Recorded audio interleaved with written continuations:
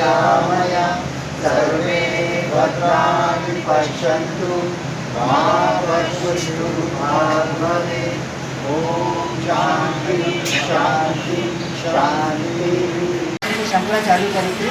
बच्चों में रोग प्रतिरोधक क्षमता बढ़ाना हमेशा ही कारगर रहा है, लेकिन कोरोना संक्रमण काल में इसकी भूमिका और भी बढ़ जाती है। तो हमने 19 नवंबर 2019 से 6 मार्च तक लगातार कार्यक्रम किए थे। हर माह पुष्यनशी को 2000 बच्चों को हम दवा पिलाते थे। काफ़ी सकारात्मक परिणाम मिले। कोरोना संक्रमण के चलते सतर्कता के चलते हमने कार्यक्रमों को स्थगित कर दिया था। जो ही कोरोना की दूसरी वेव अपने उतार पर है, तो हमने उन कार्यक्रम को वापस शुरू किया है।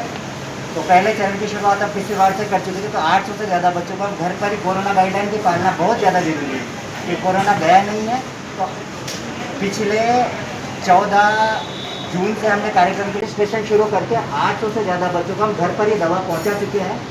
और कल तक रजिस्ट्रेशन हुआ है और 340 बच्चों को हम दवा पिलाने जा रहे हैं आज। तो सबसे पहले मैं अतिथियों के सम्मान के लिए आग्रह करूँगा, डॉक्टर पारुल जी, रमेश जी, गौतम से अनुरोध करूँगा कि वो आएँ। और आरोग्य समिति के घनश्याम जोशी से अनुरोध। अध्यक्ष महोदय श्री हरिमोहन शर्मा साहब वित्त राज्य मंत्री और शर्मा साहब डॉक्टर साहब और हमारे हॉस्पिटल के डॉक्टर साहब श्री कुशवाहा साहब, आज का जो कार्यक्रम है ये बच्चों के लिए, विशेष रूप से वो बच्चे जिनकी इम्यूनिटी कमज़ोर है या मानसिक विनम्रता है या शारीरिक कमजोरी है उनके अंदर, या अन्य प्रकार की और भी कोई बौद्धिक विकास नहीं हो पा रहा है उन बच्चों का, ऐसे बच्चों के लिए जो स्वर्णप्राशन की जो दवा है इसका जो डोज दिया जा रहा है ये उन बच्चों के लिए बहुत ही कारगर है। तो ये बच्चे जो आज इस दवा से लाभान्वित होंगे, इसके पूर्व के अगर हम रिपोर्ट देखते हैं तो उस रिपोर्ट के देखने से हमें ये ज्ञात होता है कि पूर्व में जो दवा पिलाई गई थी बच्चों को, उनसे बहुत ही पॉजिटिव रिस्पॉन्स मिला। उन बच्चों की हाइट भी बढ़ी। अभिनंदन, स्वागत और इस कार्यक्रम की शुरुआत करने के लिए मैं पुनः डॉक्टर साहब को यहाँ पे आमंत्रित कर रहा हूँ कि कार्यक्रम आरोग्य समिति के द्वारा ही ये कार्यक्रम संचालित है। और पहली और दूसरी लहर में कुल मिलाकर बाजार लागत से 45 लाख रुपए मूल्य की औषधियाँ हम निःशुल्क वितरित कर चुके हैं। ये प्रोजेक्ट में एक भामाशाह ने 3 लाख रुपए लागत मूल्य की स्वर्ण प्राशन संस्था को दान की है। 3 लाख रुपए मूल्य की कोटा के भामाशाह है, तो उनके सौजन्य से पिलाई जा रही है। क्योंकि जोधपुर यूनिवर्सिटी में भी लगातार पिलाई दे रहे, साउथ में भी, तो वहाँ भी कम से कम सरकारी संस्था में भी 50 रुपये पर डोज। इसे भी हमारे बीच हमारी आदरणीय को काफ़ी राहत मिल रही है सब चीज़ों से। उसके बाद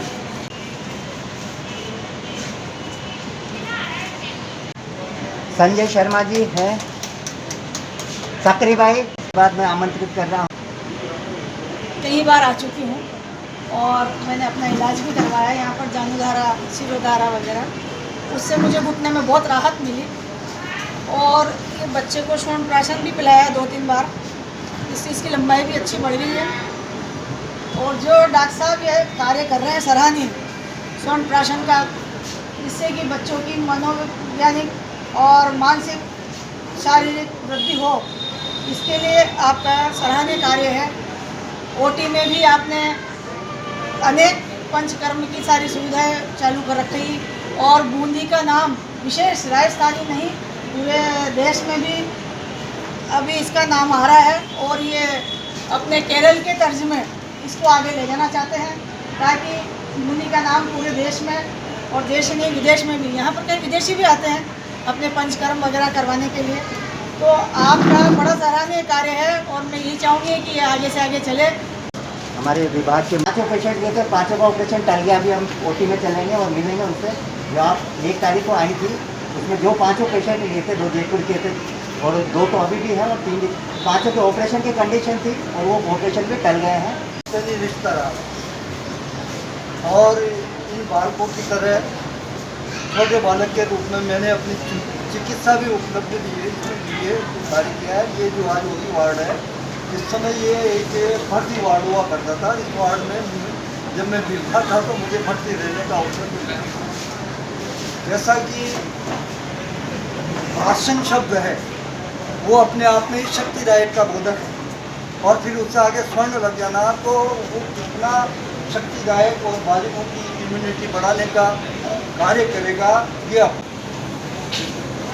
और माल्यार्पण भी करेंगे क्योंकि इस कार्य में बहुत सहयोग दिया, बहुत सहयोग रहा है उसमें। और दूसरी बड़ी बात, आयुर्वेद 6 नए आयुर्वेद महाविद्यालय, ये अपने आप में बहुत बड़ी उपलब्धि है किसी भी सरकार के, क्योंकि पिछले 60-70 सालों में केवल एक आयुर्वेद कॉलेज था गवर्नमेंट, जो कि उदयपुर में था। तो अब चालू हो जाए। पिछले दिनों OSD महोदय मंत्री जी, आज हम जो सेवा दे यहाँ पर उपस्थित सभी आयुर्वेद विभाग के अधिकारीगण, उपस्थित साथियों, पत्रकारों, सबसे पहले तो मैं इस बात के लिए आभार व्यक्त करूं डॉक्टर कुशवाहा का। एक ज़माना था जब इस आयुर्वेद अस्पताल के लिए डॉक्टर नित्यानंद जी जाने जाते थे पूरे राज्य में, और नित्यानंद जी के बाद फिर आए कमल प्रसाद जी, जिनका एक अलग पहचान यहाँ पर बन गई। बीच के रास्ते के दरमियान आए तो बहुत, लेकिन इस आयुर्वेद अस्पताल की ऐसी छवि न बना पाए जैसी डॉक्टर कुशवाहा ने बनाई। इसलिए डॉक्टर कुशवाहा और इनके सहयोगियों का, इनके स्टाफ मेंबर्स का और इनके अधिकारियों का और आभार। और सबसे बड़ा आभार है मेरी तरफ से माननीय मुख्यमंत्री अशोक गहलोत का और डॉक्टर रघु शर्मा का, जिसने आयुर्वेद पद्धति को भी एलोपैथी पद्धति के साथ साथ समानांतर इन 5 सालों में ऊंचाइयों पर पहुंचाने का काम किया। जिस ज़मीन की बात ये कर रहे हैं, बड़े नए गाँव में इनके पास 1 लाख ज़मीन, बढ़िया ज़मीन उपलब्ध है। अभी 5 बीघा ज़मीन इनको और उपलब्ध कराई गई है। इसके अलावा एक नया बड़ा जो प्रोजेक्ट आ रहा है, थोड़ी सी प्रशासनिक ढिलाई के कारण ये अव्यवस्थाएं पैदा, सार्थक रूप से सक्रिय प्रयास करें तो इन लैंड अलॉटमेंट का काम तो पहले कभी हो सकता था, लेकिन ढिलाई के कारण ये अव्यवस्थाएं हुई। फिर भी मैं जिला कलेक्टर और जिला प्रशासन से कहना चाहूँगा कि जो बची हुई ज़मीनों का जो अलॉटमेंट है 50 बीघा है ना, 93 बीघा, तो बहुत बड़ा आयुर्वेद का प्रोजेक्ट बनेगा। तो 93 बीघा को भी शीघ्र करें, और अगर कहीं सुस्ती हो तो मैं डॉक्टर कुशवाहा माननीय डिप्टी डायरेक्टर, एडिशनल डायरेक्टर साहब से निवेदन करूँगा तो उसका परसुएशन करें, क्योंकि बड़ी धीमी चाल से चलता है प्रशासन, धक्के देने से चलता है। दिखता तो चुस्त है लेकिन चलता धीरे धीरे। तो अपन को हर मिनट, हर कदम पर, हर रोज़ आपकी पत्रावलियाँ किस स्थान पर पड़ी हुई है उसको अपन को परसुएशन करना पड़ेगा। तो इस समस्या का समाधान यहाँ से नहीं होगा तो आगे से भी, चाहे राजस्व मंत्री हो, चाहे और कोई दूसरे मंत्री जी हों, इस काम को अपन को पूरा कराएं। चाहे वो दूसरी इम्यूनिटी पावर की चीज़ हो, चाहे कोई हो, लेकिन पहली बार आयुर्वेद विभाग ने बूंदी में यहाँ सोचा, हो सकता है दूसरी जगह भी सोचा हो, लेकिन इन नन्हे मुन्ने बालक और बालिकाओं के लिए इम्यूनिटी बढ़ाने का जो सोच आया, उसके लिए मैं स्वागत और अभिनंदन करता हूँ यहाँ के पूरे स्टाफ का, सप्ताह आयुर्वेद विभाग का, रघु जी शर्मा का और माननीय मुख्यमंत्री। और तनिष्क, इसके बाद तनिष्क, 1 मिनट बैठा आ जाओ, केवल 4 आगे आराम से कोई हड़बड़ाहट नहीं, सबको आराम से एक करके ये नहीं लो, काट दो। अभियान इसको 6 बूंद देनी, इसको 6 बूंद देने। तनिष्क, धैर्य शर्मा। सर कब आ रहे हैं? मैडम आप पिलाएंगे? भाग्य, क्या नाम है इसका? शमी को 6 बूंदे पिलाएंगे। खोलो, 7 बूंदे, इसको खोल दो, उसको 6 बूंदे। लो। अभी तो सब अपने अपनी जगह लेना, सब काउंटर में। कितने साल से था? ऑपरेशन बता रखा था। अभी ऑपरेशन था, कब का था? अहमदाबाद में ऑपरेशन बता रखा था। और 10 दिन में कितना आराम है अब आपको पहले से? कितना? पिछले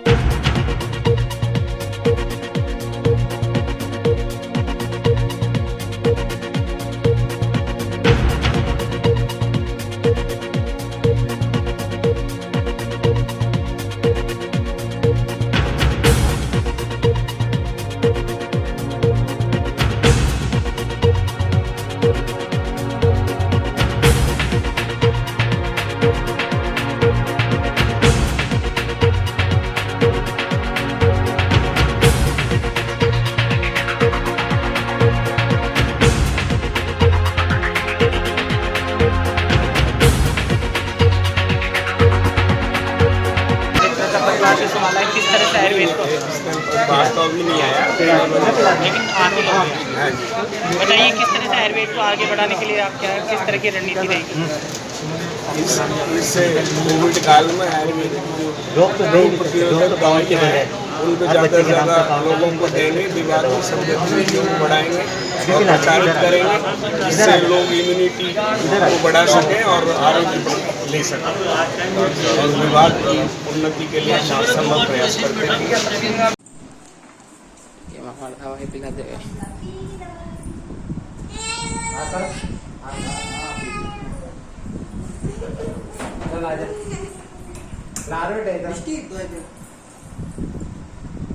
कीड़ा लग रहा है दांत में। हाँ सर। चलो तेरा आजा मिस्टर पीली चलो घर पे।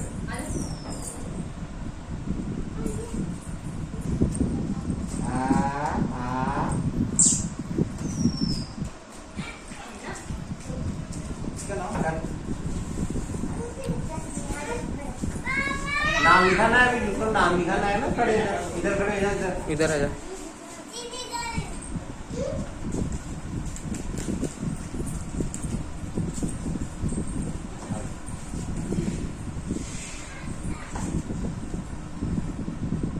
इधर खड़े हो जाओ, स्वर्ण परासन की दवाई खड़े हो जाओ, इधर खड़ा हो, चल आ जा। आज मास्क आए तुम्हारे सबके।